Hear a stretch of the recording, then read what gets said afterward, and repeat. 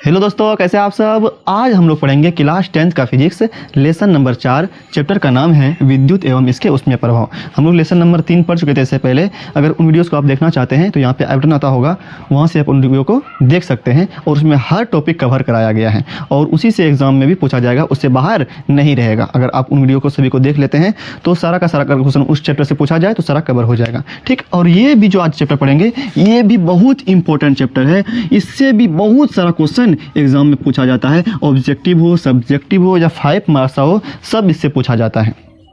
ठीक, तो इसको भी हम लोग बहुत अच्छे से सीखेंगे। अगर वीडियो आपको ज़्यादा पसंद आए वीडियो को लाइक कर दीजिएगा, चैनल को सब्सक्राइब कर दीजिएगा। सीखते हैं इसको, पूरा बेसिक से सीखते हैं। देखिए नाम क्या है इसका, विद्युत। यहीं से शुरुआत करते हैं। विद्युत को इंग्लिश में कहते हैं इलेक्ट्रिसिटी। क्या कहते हैं? इलेक्ट्रिसिटी कहते हैं। और इलेक्ट्रिसिटी जो शब्द है, ये शब्द जो आया है वो ग्रीक भाषा से आया है। किस भाषा से लिया गया है? ग्रीक भाषा के इलेक्ट्रॉन्स, इसमें देखिएगा इलेक्ट्रॉन, ELEKTRON, इलेक्ट्रॉन शब्द से आया है। सी नहीं है इसमें क्या है? के है। इलेक्ट्रॉन शब्द से आया है और इसका जो मतलब होता है वो होता है, इसका शाब्दिक अर्थ जो होता है वो होता है एम्बर। क्या होता है? एम्बर होता है। आपसे पूछा जाए, बताओ कि इलेक्ट्रिसिटी जो शब्द है वो ग्रीक भाषा के किस शब्द से आया है और इसका शाब्दिक अर्थ क्या होता है? तो बोलेंगे इलेक्ट्रिसिटी ग्रीक भाषा के इलेक्ट्रॉन शब्द से आया है और इसका शाब्दिक अर्थ होता है एम्बर। क्या होता है? एम्बर होता है। ठीक, अच्छा पूछा जब बताओ विद्युत का इंग्लिश क्या होता है? तो बोलना है इलेक्ट्रिसिटी होता है। अच्छा, अब आपसे पूछा जाए, देखिए यहाँ पे क्या है? इलेक्ट्रॉन है, तो इसमें इलेक्ट्रॉन का बात ही होगा, आवेश का ही बात होगा। अच्छा, आपसे जनरली पूछा जाए कि बताओ कि दो अलग अलग वस्तुओं को आपस में रगड़ते हैं तो कितने प्रकार का आवेश उत्पन्न होगा? तो बोलना है अलग अलग होगा। अगर दो अलग अलग वस्तु है तो दो अलग अलग आवेश उत्पन्न होगा, समान आवेश उसमें नहीं आएगा। जैसे अगर बात करें कि अच्छा पहले ये याद रखिए, आवेश कितने प्रकार का होता है? तो आवेश को बोलना है आवेश 2 प्रकार का होता है। एकदम क्या होता है? आवेश 2 प्रकार का होता है। पहला का नाम है धन आवेश। पहला का नाम क्या है? धन आवेश। इसको समझिए, फिर आगे आपको अच्छे समझ में आएगा। और दूसरा का नाम क्या है? ऋण आवेश। क्या नाम है दूसरे का? ऋण आवेश। आवेश 2 ही प्रकार का होता है। आवेश को इंग्लिश में चार्ज कहते हैं। कहते हैं इंग्लिश में चार्ज कहते हैं। धन आवेश को क्या कहते हैं? Positive charge. ऋण आवेश को क्या कहते हैं? Negative charge. तो आवेश 2 प्रकार का होता है। अगर दो अलग अलग वस्तु को रगड़ा जाए उसमें अलग अलग आवेश आ जाता है, समान आवेश नहीं आता है। जैसे अगर बात करें हम कि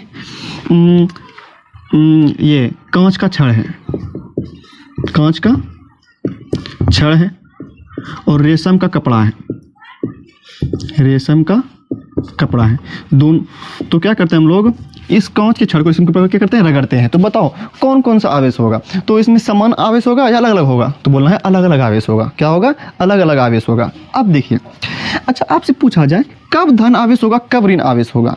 तो जब इलेक्ट्रॉन का त्याग होगा तब धन आवेश बनता है, और अगर कोई इलेक्ट्रॉन ग्रहण करेगा तो क्या होगा? ऋण आवेश बनेगा। इलेक्ट्रॉन का त्याग करेगा तब धन आवेश और इलेक्ट्रॉन ग्रहण करेगा तब ऋण आवेश होगा। त्याग करना मतलब इलेक्ट्रॉन यहाँ से निकल जाना। अगर हम त्याग करें तो इलेक्ट्रॉन दे रहे किसी को, अच्छा तब धन आवेश आ जाएगा, प्लस चार्ज आ जाएगा। लेकिन अगर बोले ऋण आवेश, तो ऋण आवेश में क्या होता है? इलेक्ट्रॉन ग्रहण करेगा। अगर हमको कोई इलेक्ट्रॉन दे रहा है तब मेरे पे क्या आएगा? ऋण आवेश आएगा।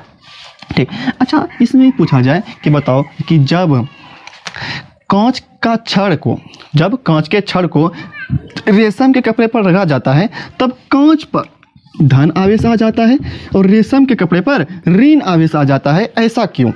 क्या क्वेश्चन पूछा जाए आपसे कि बताइए कि जब कांच के छड़ को रेशम के कपड़े पर रगड़ा जाता है तब कांच का छड़ पर धन आवेश आ जाता है और रेशम के कपड़े पर क्या आता है? ऋण आवेश आ जाता है। ऐसा क्यों होता है? तो बोलना है क्योंकि जब हम लोग कांच के छड़ को रेशम के कपड़े पर रगड़ते हैं तो कांच के छड़ से इलेक्ट्रॉन का त्याग होता है। क्या होता है? इलेक्ट्रॉन का त्याग होता है, वहाँ से इलेक्ट्रॉन निकलता है और रेशम कपड़ा क्या करता है? उस इलेक्ट्रॉन को ग्रहण कर लेता है। क्या क्या बोलना है? जब कांच के छड़ को हम लोग रेशम के कपड़े पर रगड़ते हैं तो क्या होता है? कांच का छड़ इलेक्ट्रॉन का त्याग करता है, आवेश का त्याग करता है, इलेक्ट्रॉन का त्याग करता है। तो इलेक्ट्रॉन का त्याग किया तो इस पर प्लस कैसा चार्ज आएगा? Plus charge. जो इलेक्ट्रॉन त्याग करता है उस पर धन आवेश आएगा, प्लस चार्ज आएगा। ये त्याग करेगा तब आएगा। और ऋण आवेश कब होता है? जब वो ग्रहण करेगा। ग्रहण करेगा तब क्या होगा, ऋण आवेश। तो यहाँ पे कांच का छड़ क्या करता है, इलेक्ट्रॉन का त्याग करता है, इसलिए इस पे धन आवेश आ जाता है। और रेशम का कपड़ा क्या करता है, उसको ग्रहण करता है, इसीलिए क्या आता है, इस पे ऋण आवेश आ जाता है। तो बताइए कब धन आवेश कब ऋण आवेश आएगा, जब इलेक्ट्रॉन त्याग होगा धन आवेश आएगा, इलेक्ट्रॉन ग्रहण होगा ऋण आवेश आएगा। यहाँ पे कांच का छड़ इलेक्ट्रॉन का त्याग कर रहा है, इसीलिए यहाँ पे धन आवेश आएगा। रेशम का कपड़ा क्या कर रहा है, इलेक्ट्रॉन ग्रहण कर रहा है, इसीलिए ऋण आवेश आएगा। ठीक है, एक बार फिर से बोल देते हैं, विद्युत के नीचे क्या होता है, इलेक्ट्रिसिटी होता है। इलेक्ट्रिसिटी का शब्द कहाँ से आया है, तो ये ग्रीक का वर्ड से लिया गया। किस वर्ड से, ग्रीक का वर्ड एक होता है इलेक्ट्रॉन, उसी से लिया गया है इलेक्ट्रिसिटी वर्ड। इलेक्ट्रॉन से ही इलेक्ट्रिसिटी वर्ड लिया गया है। इलेक्ट्रॉन क्या है, ग्रीक शब्द है, और इसका मतलब क्या होता है, एम्बर होता है। क्या होता है, एम्बर होता है। अच्छा, आपसे पूछा जाए बताओ आवेश कितने प्रकार के होते हैं, तो बोलना है 2 प्रकार का होता है। कितना प्रकार का होता है, 2 प्रकार का होता है। आवेश जो चार्ज होता है वो 2 प्रकार का होता है। पहला ऋण आवेश, ये पहला धन आवेश, दूसरा ऋण आवेश, पॉजिटिव चार्ज निगेटिव चार्ज। अच्छा, पॉजिटिव चार्ज कब होता है, जब इलेक्ट्रॉन का त्याग होगा तब पॉजिटिव चार्ज धन आवेश, और जब इलेक्ट्रॉन का ग्रहण होगा तब ऋण आवेश। अच्छा, आपसे पूछा जाए बताओ कि अगर 2 अलग अलग वस्तु है, उसको दोनों को रगड़ रहे हैं हम लोग, तो क्या समान आवेश उत्पन्न होगा उस पर, नहीं। अगर 2 अलग अलग वस्तु है और रगड़ रहे हैं तो अलग अलग आवेश बनेगा, एक में धन बनेगा, एक में ऋण आवेश बनेगा, अलग अलग बनेगा, दोनों में समान नहीं। अगर अलग अलग वस्तु को रगड़ेंगे तो क्या होगा, अलग अलग आवेश का होना। अच्छा, आपसे पूछा जाए एग्जांपल में बताओ, कांच के छड़ को जब रेशम के कपड़े पर रगड़ते हैं तो कांच का छड़ धन आवेशित हो जाता है और रेशम का कपड़ा ऋण आवेशित हो जाता है। ऐसा क्यों होता है, तो बोलना है क्योंकि जब कांच के छड़ को रेशम के कपड़े पर रगड़ते हैं तो कांच का छड़ इलेक्ट्रॉन का त्याग करता है। क्या करता है, इलेक्ट्रॉन का त्याग करता है, और रेशम का कपड़ा और इलेक्ट्रॉन का क्या करता है, ग्रहण करता है। इसीलिए ये त्याग किया कांच का छड़ क्या करता है, इलेक्ट्रॉन का त्याग करता है, इसलिए उस पर धन आवेश आ जाता है। और रेशम का कपड़ा इलेक्ट्रॉन ग्रहण करता है, इसलिए क्या आता है, उस पर ऋण आवेश आता है। अच्छा, एक चीज़ और पढ़िए, समझिए आवेश संरक्षण सिद्धांत क्या होता है। आवेश संरक्षण सिद्धांत बहुत ही इंपॉर्टेंट है। आवेश संरक्षण का सिद्धांत, आवेश संरक्षण का सिद्धांत। देखिए, आवेश का ना तो निर्माण होता है ना ही विनाश होता है। इस सिद्धांत को ही आवेश के संरक्षण का सिद्धांत कहते हैं। इसको क्या कहते हैं, आवेश संरक्षण का सिद्धांत कहते हैं। आवेश संरक्षण का सिद्धांत कहते हैं। आवेश का ना तो निर्माण होता है ना ही क्या होता है, विनाश होता है। इसी सिद्धांत को क्या कहते हैं हम लोग, आवेश संरक्षण का सिद्धांत कहते हैं। आवेश का ना तो निर्माण होता है, आवेश का ना तो निर्माण होता है, ना तो निर्माण होता है,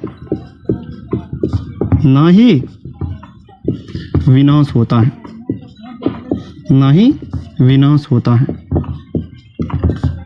इसे दोनों क्या कहते हैं हम लोग, इसे क्या कहते हैं, आवेश संरक्षण का सिद्धांत कहते हैं। यहाँ पे लिख देना भाई, इसे ही आवेश संरक्षण का सिद्धांत कहते हैं। आवेश का ना तो निर्माण होता है ना ही क्या होता है, विनाश होता है। इस सिद्धांत को क्या कहते हैं हम लोग, आवेश संरक्षण का सिद्धांत कहते हैं। ठीक, अगर आप चाहें तो इसका स्क्रीनशॉट ले सकते हैं। स्क्रीनशॉट ले लिए, ठीक। अब देखिए और कुछ पढ़ते हैं। सब बेसिक बात पढ़ लेते हैं ताकि आपको चैप्टर का समझने में क्या हो, दिक्कत ना हो, आप आसानी से समझ जाए सब बात। देखिए, अगर आपसे पूछा जाए बताओ पदार्थ का कितना मौलिक कण है, पदार्थ का कितना मौलिक कण है, तो बोलना है 3 मौलिक कण है। कितना मौलिक कण है, 3 मौलिक कण है। पदार्थ के 3 मौलिक कण है। पदार्थ के 3 मौलिक कण है। कितने मौलिक कण है, 3 मौलिक कण है। उसका नाम है इलेक्ट्रॉन। उसका नाम क्या है, इलेक्ट्रॉन। इसको सिद्ध करते हैं हम लोग ई से। दूसरा प्रोटॉन, इसको सिद्ध करते हैं हम लोग पी से। तीसरा न्यूट्रॉन, इसको सिद्ध करते हैं हम लोग एन से। और इस पे जो आवेश होता है वो होता है माइनस, प्रोटॉन पे होता है प्लस और न्यूट्रल पे होता है 0, उदासीन होता है ये। इस पे इलेक्ट्रॉन पे ऋण आवेश, प्रोटॉन पे धन आवेश, न्यूट्रॉन पे क्या होता है, उदासीन होता है, 0 होता है। ठीक। अच्छा, आपसे पूछा जाए कि बताओ 1 इलेक्ट्रॉन बराबर कितना कूलम होता है, तो आपको बोलना होगा कि 1 इलेक्ट्रॉन बराबर होता है 1-1.6 गुना 10 पर पावर -19 कूलम होता है। क्या होता है, एक इलेक्ट्रॉन बराबर कितना होता है, -1.6 गुना 10 पावर -19 कूलम होता है। अच्छा, एक प्रोटॉन बराबर कितना कूलम होता है, तो बोलना होगा आपको कि प्लस, इसमें प्लस, यहाँ पे माइनस था, इसमें प्लस आएगा, प्रोटॉन में प्लस 1.6 गुना 10 पर पावर -19 कूलम।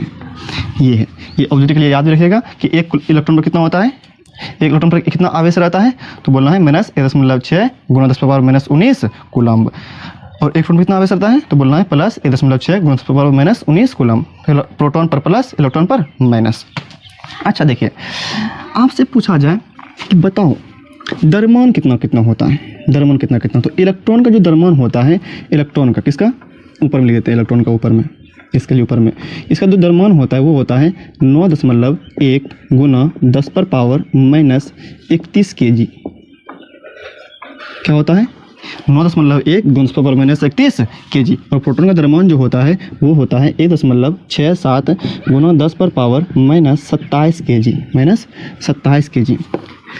अगर ओवरऑल बात किया जाए कि ये कितना इससे ज़्यादा है, तो अगर बात करें तो एक प्रोटॉन बराबर होता है, एक प्रोटॉन बराबर होता है, एक प्रोटॉन का द्रव्यमान, अगर एक प्रोटॉन का द्रव्यमान और 1836 या 38 या लगभग 40, 36, 38 या 40 इलेक्ट्रॉन लेंगे, एक प्रोटॉन का द्रव्यमान और 1836, 38 या 40 लगभग बोल सकते हैं, तीनों में से कोई बोल सकते हैं, 36 या 38 या 40, लगभग में बोल दिए, 40 ही बोल दिए, कोई बात नहीं, 40 बोल दिए या 38 ही बोल दिए, तो मतलब क्या, इतना इलेक्ट्रॉन का द्रव्यमान लेंगे और इतना एक प्रोटॉन का द्रव्यमान लेंगे तो क्या होगा, बराबर होगा, तो क्या होगा, बराबर होगा। मतलब कौन ज़्यादा भारी है, प्रोटॉन, कौन ज़्यादा भारी है, प्रोटॉन भारी है, ठीक। तो आपसे पूछा जाएगा बताओ इलेक्ट्रॉन का द्रव्यमान ज़्यादा होता है अगर प्रोटॉन का, तो इलेक्ट्रॉन का कम होता है, प्रोटॉन क्या होता है, ज़्यादा होता है। सोचो ना, 1800 भाग, मतलब क्या 1800 इलेक्ट्रॉन का द्रव्यमान करेंगे और एक प्रोटॉन का द्रव्यमान करेंगे तो क्या होगा, बराबर होगा। 1800 से ज़्यादा है यहाँ पे, 1838 हो गया, 1836 हो गया, सोचिए 36-38 इलेक्ट्रॉन ज़्यादा ही है यहाँ पे, ठीक।